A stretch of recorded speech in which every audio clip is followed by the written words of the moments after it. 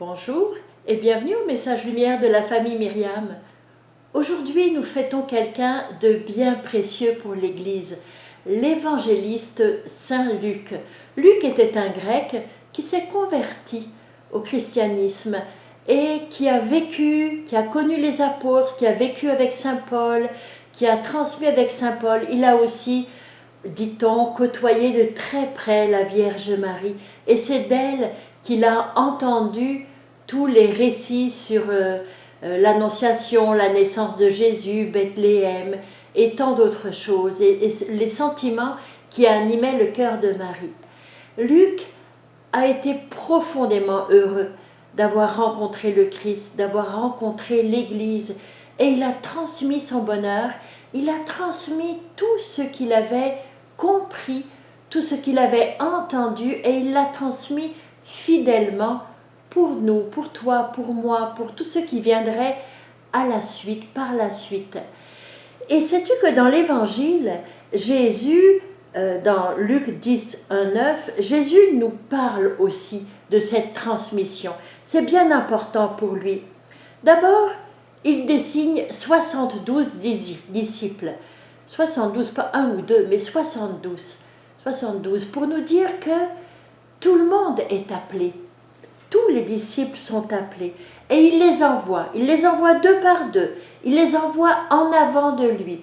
Il les envoie en avant pour que les gens aient le cœur préparé à sa venue. C'est bien important.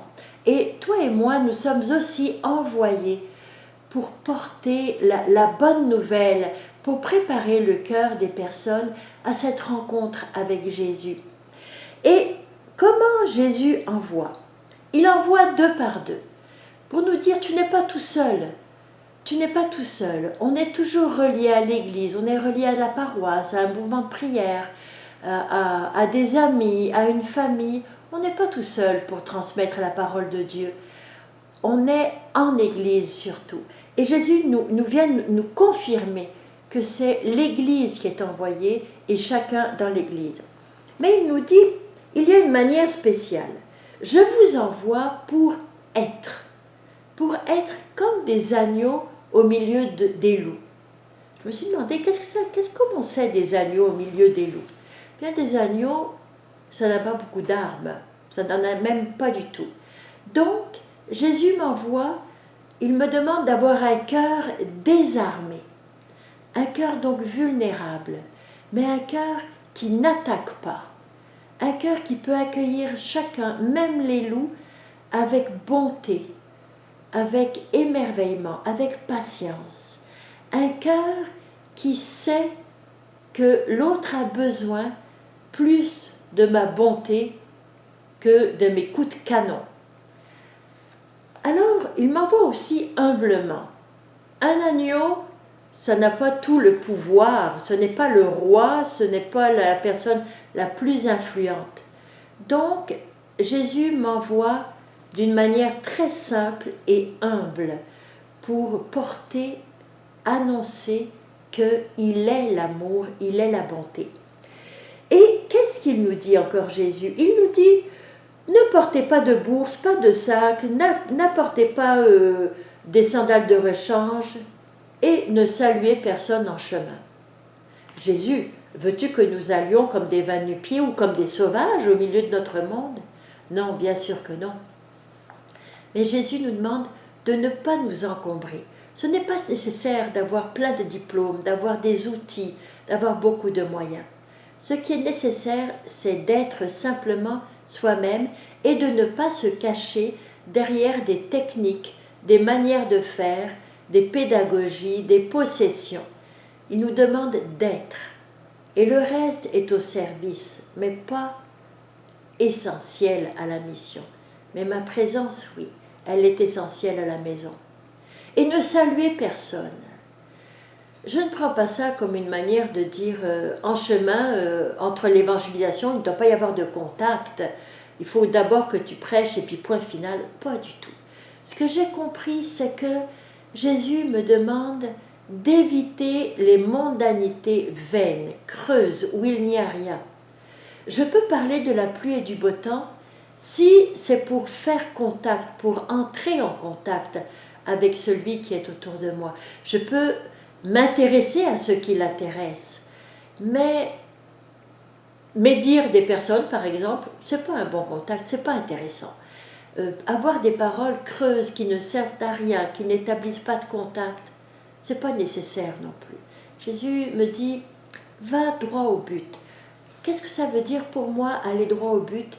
C'est que mon cœur aille tout de suite rencontrer le cœur de l'autre, même si c'est par un simple bonjour. Mon cœur reconnaît dans l'autre un frère, un cœur qui a besoin d'être aimé. C'est ça, ne pas perdre de temps en mondanité vaine et creuse. Puis Jésus me dit encore, dans toute maison où vous entrerez, dites paix à cette maison. Voilà ce que Jésus m'envoie porter, la paix.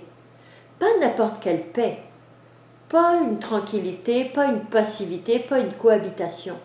Une paix pleine et entière, la paix de Dieu, la paix de Jésus. C'est cette paix-là que je suis appelée à porter. La paix qui réunifie les personnes en elles-mêmes, qui réunifie les personnes entre elles, qui nous réunifie avec Dieu, qui nous réconcilie. Une paix qui fait que tout revient en harmonie. Alors bien sûr, c'est pas facile, c'est pas évident. Puis je trouve qu'on est tellement facilement perturbé, déstabilisé par des émotions, qu'elles soient à l'intérieur de nous ou qu'elles viennent de l'extérieur. Quelqu'un qui parle un peu trop fort, quelqu'un qui bouscule, des violences qu'on entend à la télévision ou aux informations. Ça détruit notre paix. Et pourtant Jésus nous dit, la paix, ma paix, personne ne vous l'enlèvera. Alors c'est ça que Jésus m'invite à porter, la paix et sa bénédiction, dans toutes les maisons où j'entrerai. Mais pour porter la paix et la bénédiction de Dieu, il faut d'abord que moi-même, je m'installe dans la paix de Dieu. Et m'installer dans la paix de Dieu, c'est très souvent vivre en cohérence avec ce que Dieu me demande.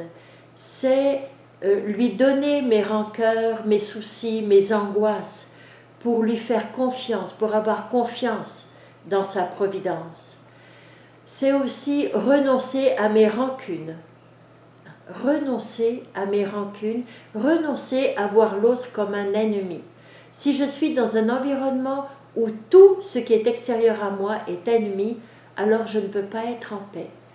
Accepter que les événements et les personnes vont me déranger, mais qu'ils ne sont pas des ennemis.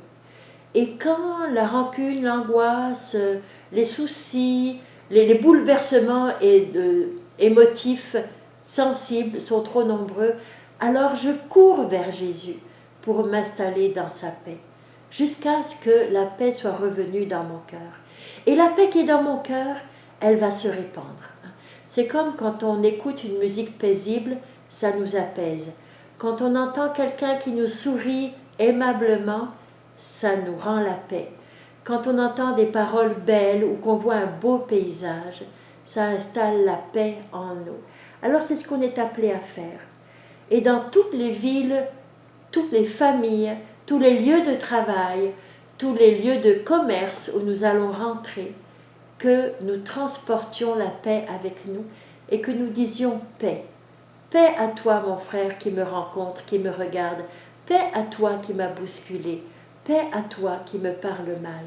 Je t'offre la paix de Dieu. Puis aussi, Jésus nous dit, partout, guérissez les malades et dites le règne de Dieu est arrivé. Bénissez, dire du bien, faites du bien. Vous guérirez tous les cœurs blessés par votre amour, votre tendresse. Apportez, dites, la tendresse de Dieu est venue jusqu'à toi. Même si on le dit sans mots, notre être, nos actes doivent le montrer. Démontrer par notre agir que la tendresse de Dieu est arrivée jusqu'à nous et qu'elle est au milieu de nous.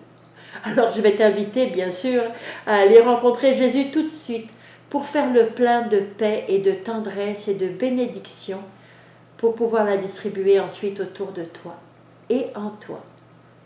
Passe une très bonne journée Au revoir et à demain.